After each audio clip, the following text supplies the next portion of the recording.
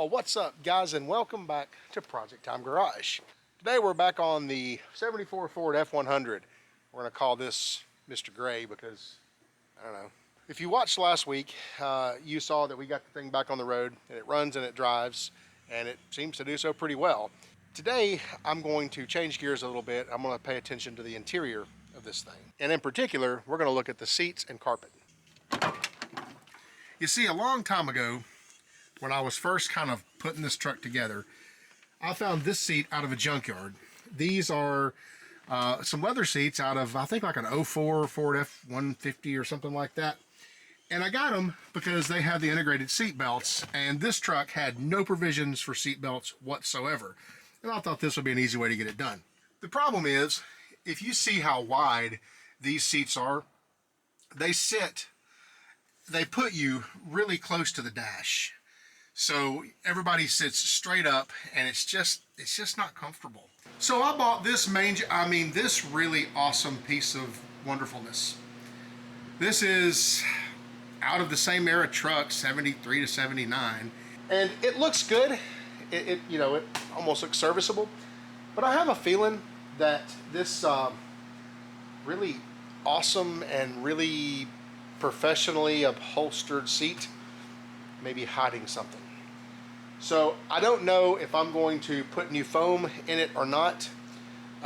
If I'm going to put foam in it, I'm going to have to order it. So to start off, we're going to get this cover off of it just with the old rip and tear method. And we're going to see how good a shape the seat's actually in. If it's in good shape, I'm going to reuse it. If it's not in good shape, then we're going to re-foam it and re-burlap it and all that. Just looking at the back of it, and the bottom is the same way, it actually looks to be in pretty decent shape. I mean, it's not falling apart, and it's not terrible. So we may get lucky and be able to just reuse the seat and slip the new cover on. The new covers that I got, I chose to get the velour inserts, just a vinyl bench seat cover. Got that from LMC. I'm not sponsored in any way, form, or fashion. I bought it, and the quality's going to be okay. I've had pretty decent success with LMC stuff. While I'm at it, I bought a replacement molded carpet set here. We're going to stick that in while we're at it. And I got some more sound deadening material for it. Current situation is this. It's basically just the rubber mat, also from LMC a long time ago. And it's not holding up that great. You can see there where it's starting to just basically break apart just from sitting here. Also, you'll see that I did have some sound deadening in it already that I bought years and years ago when I did this. And you'll see this stuff right here. This is that gooey roof and tar stuff, kind of like a poor man's Dynamat.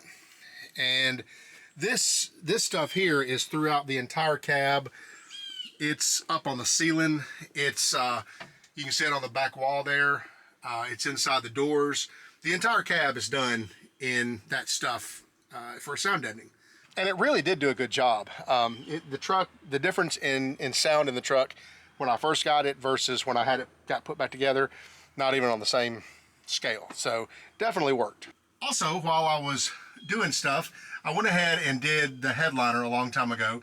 That's just some backer board from like Home Depot or whatever with vinyl from the fabric store on it. And I also built this shelf here to be able to put stuff up here. Right now I've got a ham radio, and there's a CB up there. I don't know, why not? But anyway, I just built that shelf out of a piece of, I think that's 1/2 or 3/4 inch MDF. And it's basically screwed up into the pillars there, into the whatever that lip's called. So works out pretty good. You can actually put stuff. I do regret that I didn't put some kind of a little lip here because things have a tendency to want to slide off of it, but it's a good spot to hold the radio if nothing else. I'd also like to take care of this radio here, and that's going to be a whole nother thing. I don't know if I'll get to it in this particular video or not, but I think it's coming no matter what.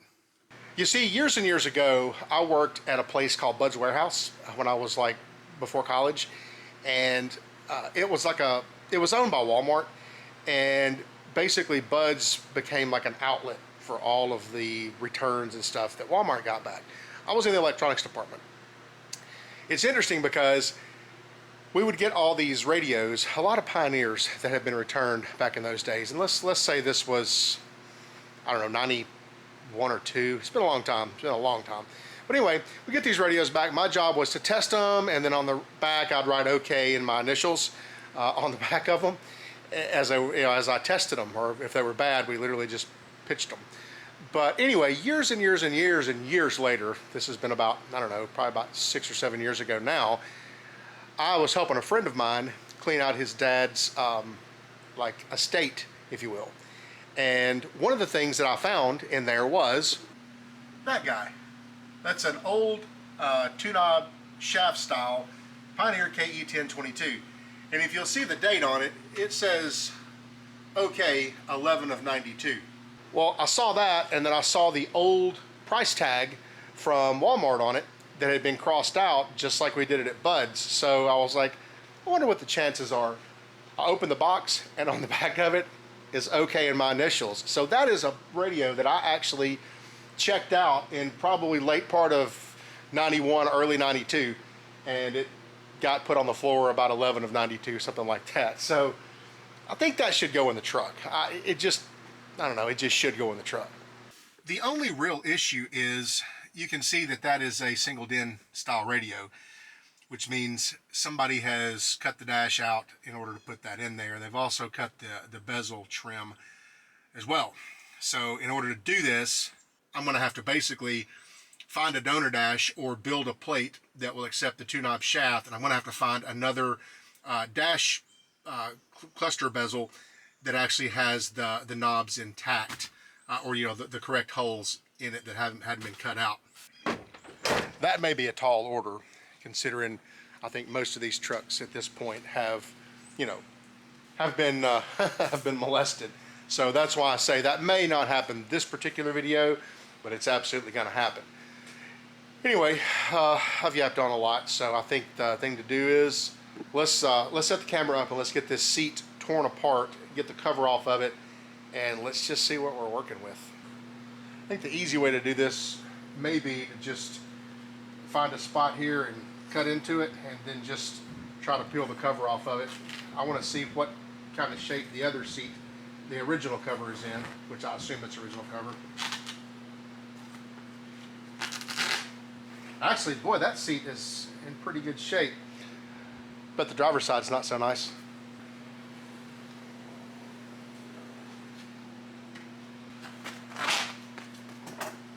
Okay. Wow, I'm actually really surprised it's in this good of a shape. I think I'm going to go ahead and break the seat down, take the back off of it, and we'll just lay the back aside, and we'll take the bottom apart and, put our eyes on it. It's going to be a 5/16 Allen.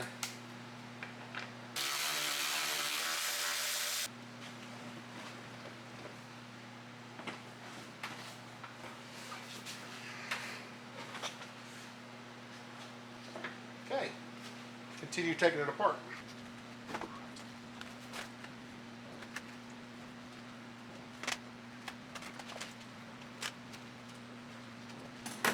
And yeah, it's a little bit damp.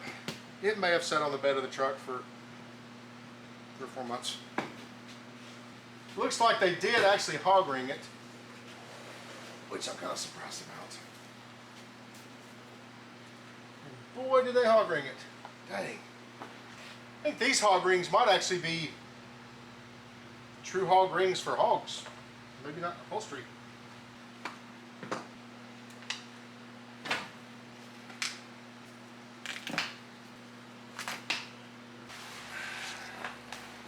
Anybody want a seat cover? Make you a good deal on it. It's the factory used some sane sizes of hog rings you can actually pop loose.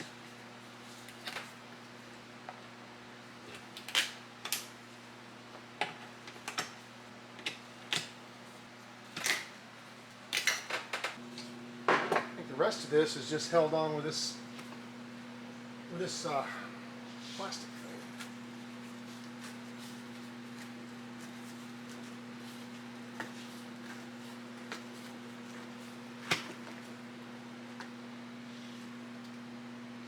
Wrapper or something.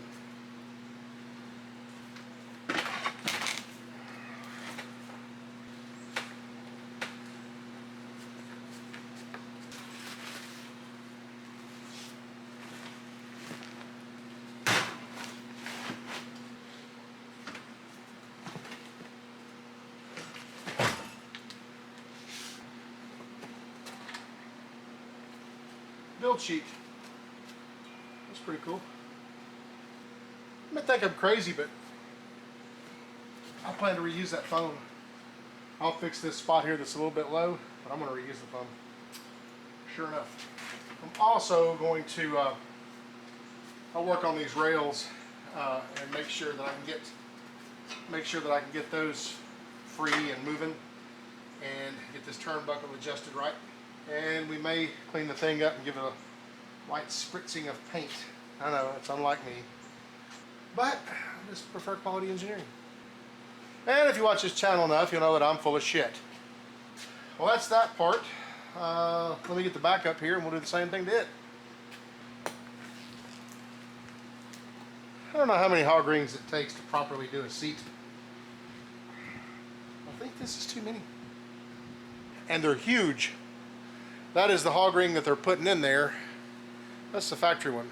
God, these things are like nails. I'd like to meet this upholstery guy because me and him, we're on about the same level as far as expertise goes.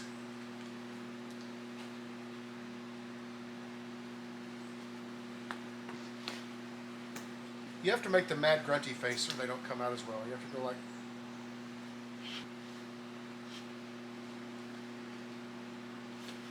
I think that might just be about all the hog ringing I gotta do today. At least all the unhog ringing.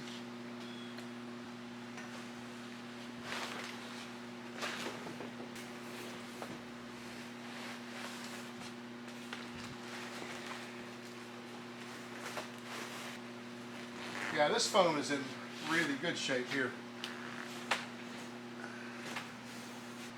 Put a little bit of penetrating oil on these slide rails, and they work really well, so I'll probably grease them before I get it put back together. I'm going to shoot a little bit of paint on here and just paint up some of this rust lightly. I'm not going to go too crazy. Also, this rod that goes over and connects the latch mechanism from this side to this side, this has a little turnbuckle on it here, and you can twist that turnbuckle and you can actually tighten up the rod here. So I've got it tightened up pretty good. I don't really want to tighten any more than that. It works really well. So I think probably the easiest thing to use, clean up some of this rust, good old drill brush, and then I'll come back and probably spray some of that rust converter on there and convert that rust to something else.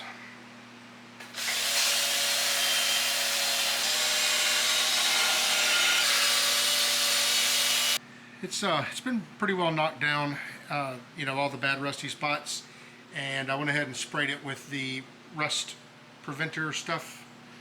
So now we get to wait about 24 hours or so before we can put any paint on it. That'll be the next step. Well, it's been a few days since I got these things all brushed down and put some rust killer on them, and we're going to come back with a little bit of Rust-Oleum, and this is semi-gloss, not single gloss or full gloss, just semi-gloss. Figured that might look closest to factory.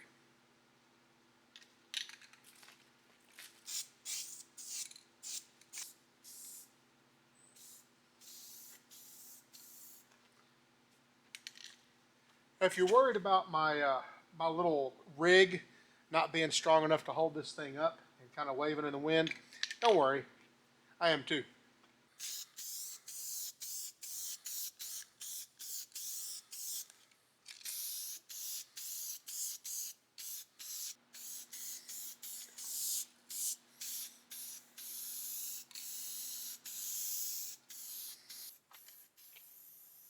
Now, when you guys paint, if you've not done a lot of painting in your life, then here's a quick pro tip.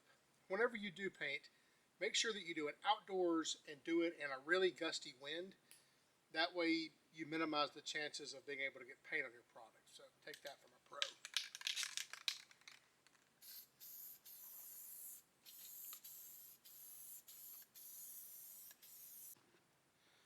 Okay, we have the rust pretty much stopped, and we've got a quick coat of paint on these. Now the goal here wasn't a showroom paint job by any means, because I'm doing it. But the big deal is to be able to get the rust stopped, the scale knocked off, and just, you know, make it kind of decent. Most of this stuff's going to be covered up anyway, so really the only thing you're going to see is these sides here, this latch, this bar, and the back sides of these slats. Otherwise, it's pretty much all going to be hidden by the seat cover. But at least we know that we cleaned it up underneath and it's better. So our seat frame is all cleaned up and brushed and rust fixed and painted. So with that, it's time to put the foam back on here and reupholster this seat. So watch me struggle. Big ass wasp. Big ass wasp. Not even playing. Well, big ass wasp, I got to find a way to get rid of you. How about we big ass wasp you?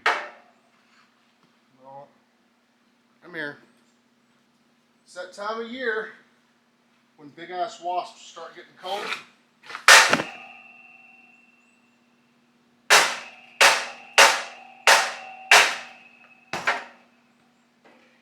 Gotcha. I decided to leave the build sheet under the seat here. It's not the build sheet for the truck, but it's the build sheet for whatever this seat came out of. And I actually talked to somebody about this little dent in the seat here, and the general consensus was leave it alone. It's not deep enough to worry about. It's only about that deep, and the seat padding should, you know, kind of hide it. So we'll see if that's true. Okay, seat cover.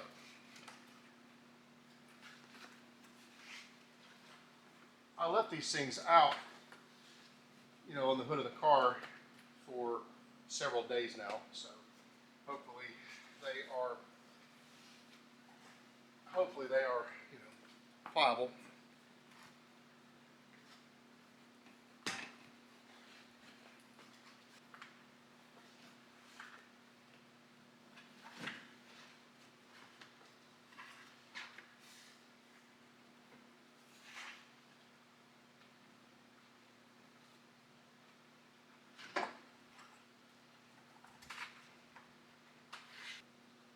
Looks like we have to make a relief cut in this seat in order to get this seat stop in place, as it's not provisioned for that at all. There we go. I guess we flip the seat over now and see if we can start getting some of this stuff to latch and then maybe hog read it.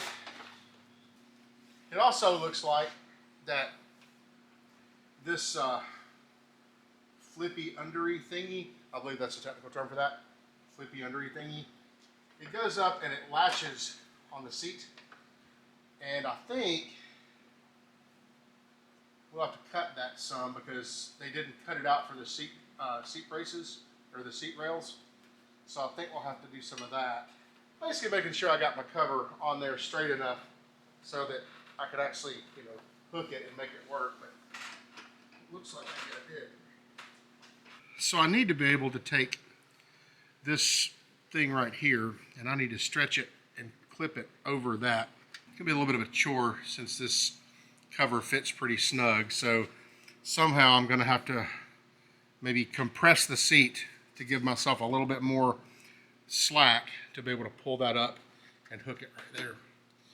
I think once the front's done though, I'll go ahead and work on getting the back because it does kind of the same thing. But nice thing about this plastic clippy track stuff is that it's forgiving. If you screw up, you can just pop it back off there and fix it.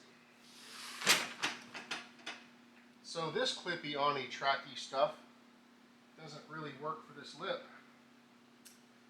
The factory clippy Ani stuff was open more, was wider. So basically I've got to figure out some way to get it started. Yeah, so the idea is to get this stuff to open up enough to hook on here. Does not want to do that. I just figured out the secret. Since this lip isn't just a sharp lip that sticks up. The lip actually comes up and then tilts back. So the name of the game here is to roll this stuff forward, get it started, and then roll it back. That's how you do that. And then when we come to this seat track, I'll have to cut it right about here. And then I'll cut it right about here.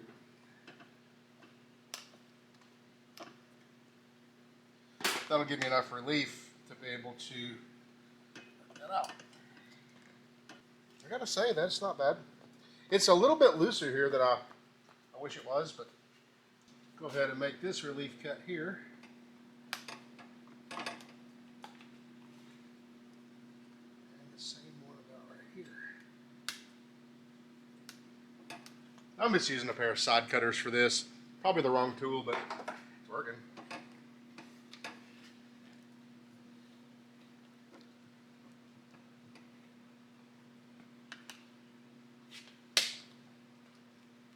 Okay. I think at this point it's just a matter of putting some hog rings in it. My idea on the hog rings, you see these places here, as a matter of fact, there's an old hog ring from the factory, and that it's just to pull this down, and it's got this piece of piping in here, and just clamp a hog ring in each one of these places here. Might be able to come on down and go into this. These are the hog ring pliers.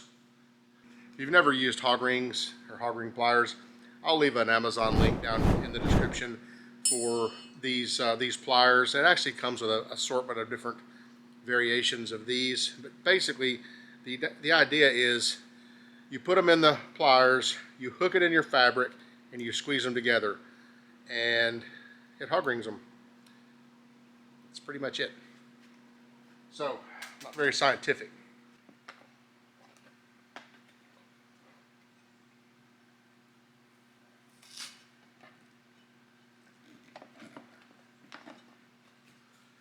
One. Put this one right here.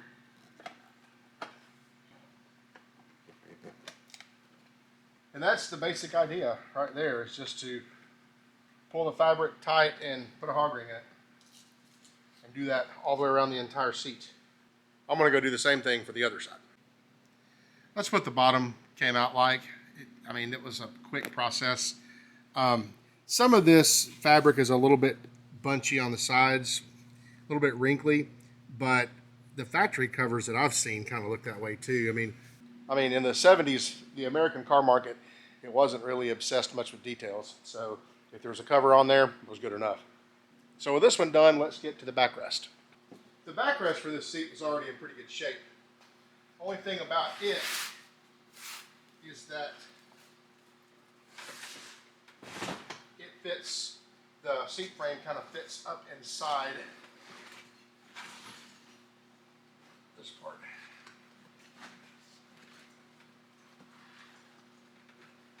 So it kind of wraps around all that. I assume we put this part on first. It gets stretched over the seat, I would imagine.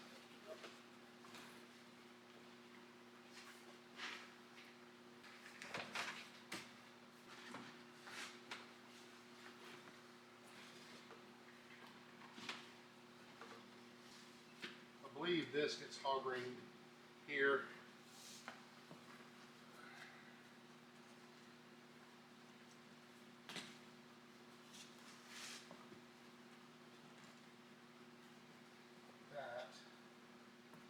This gets hog ringed here, so I'm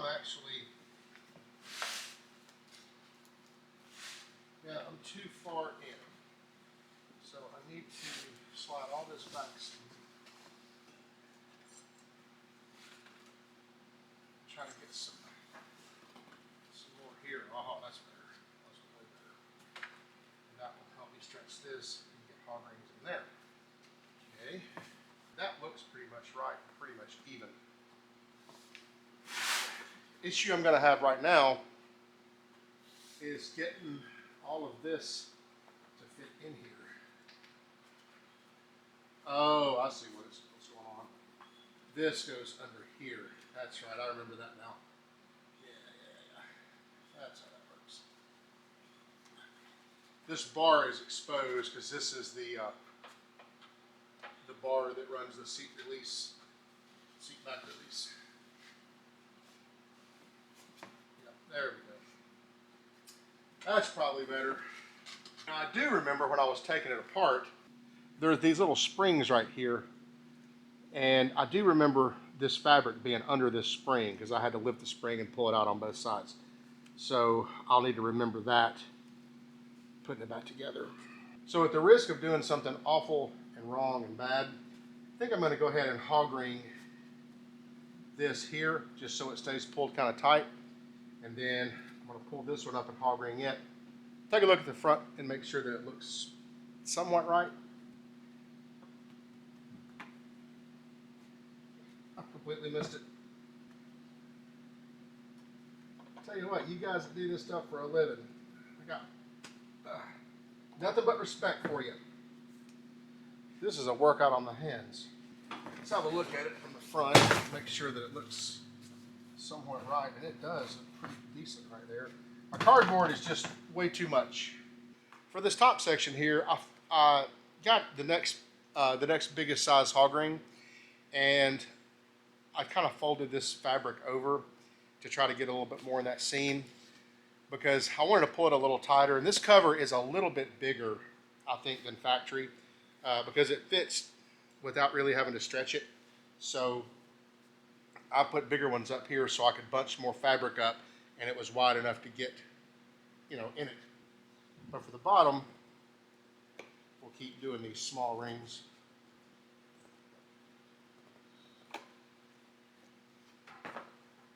Well, there's the back.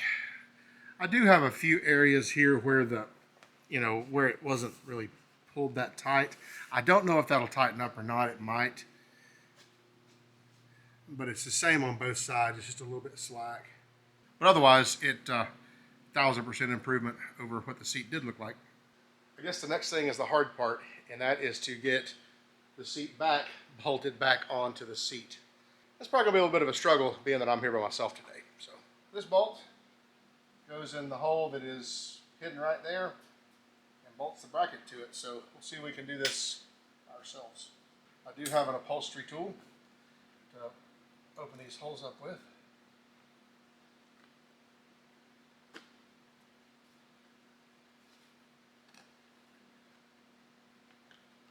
It's a pretty high-end tool, made with zero tolerance.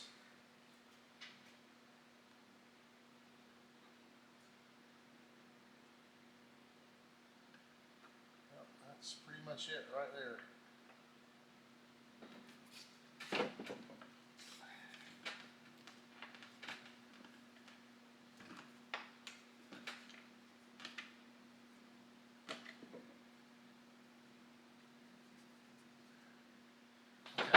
That one started. We'll do the same to the other side.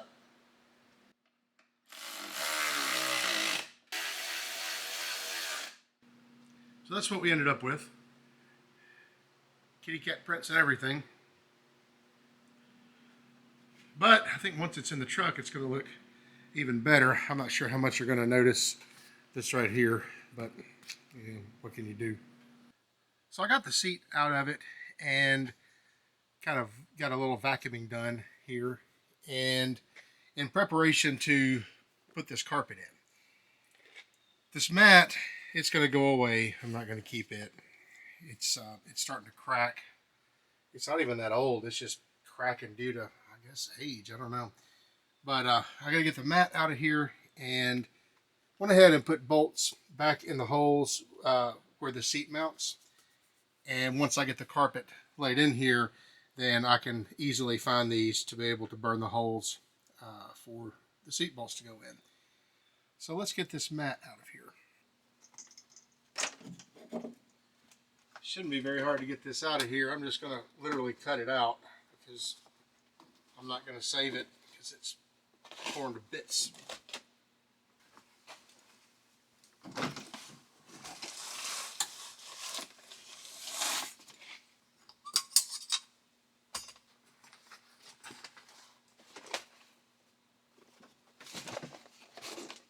Well, the sill plate has the mat trapped on this side, but interestingly, there's no sill plate on the other side, and I don't think I realized that before.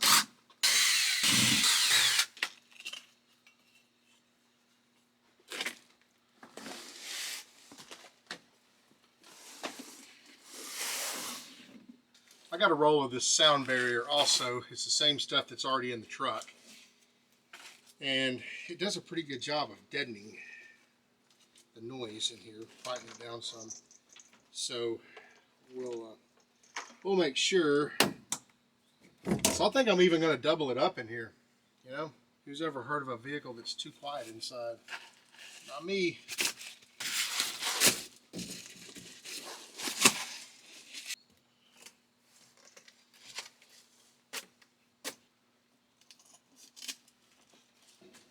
I've cut plenty of space around the seat mounting holes so that later I can find them, because that will be an issue, I almost guarantee.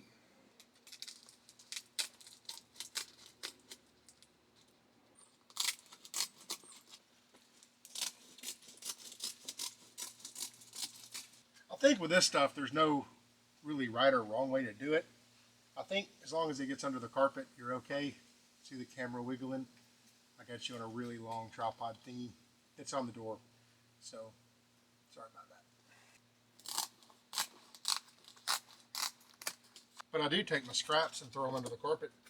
Any place that has a like a void, at some point I'll probably come back and spray a little tacky stuff down there to hold them.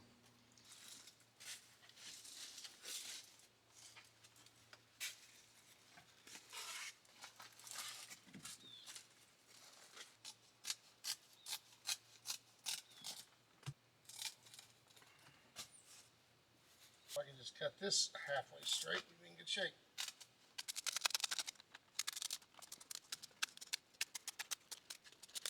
I think I'm going to take these extra couple of strips here and just tuck them up under the dash here a little bit. Driver's side, I'm going to do the same thing over there.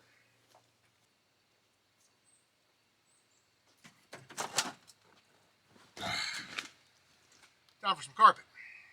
I don't know exactly how it was molded, but it was supposed to be molded for this truck, and it's got this stuff sewn all the way around it, which leads me to believe that it will be a no trim fit. Famous last words.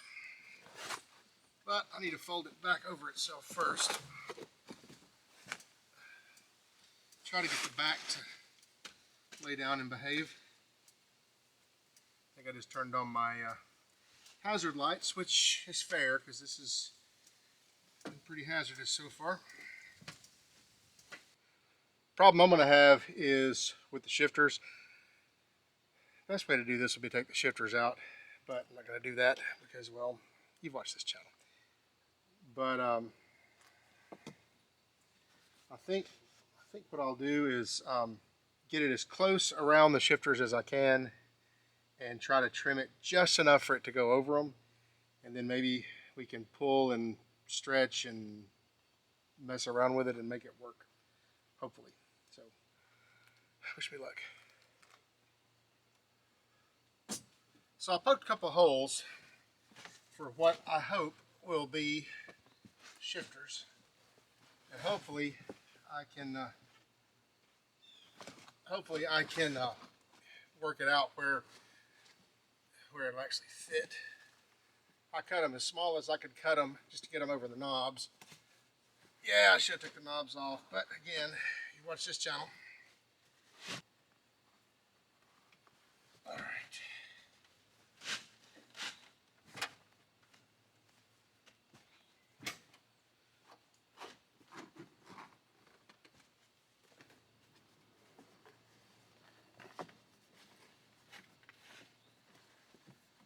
All right, well that definitely has to be cut a little bit more around the four-wheel drive shifter for sure.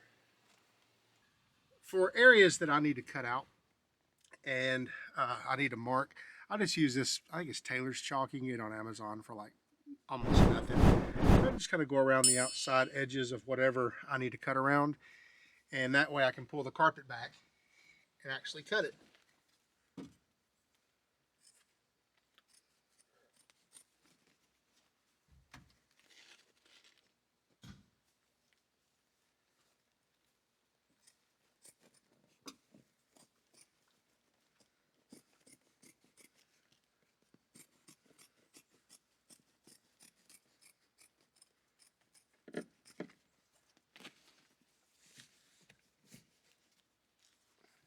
And that makes it tuck really nice.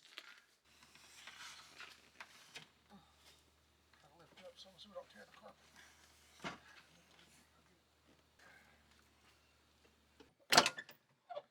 Well, there's the finished product, guys. Turned out pretty decent, I must say. Definitely a lot cleaner. Smells nice in here too. I did make a mistake right here and cut that wrong, but that's just gonna have to live the way it is. There's the aftermath. Got to take those and get those to the dump. So that completes the interior refreshing on this old truck.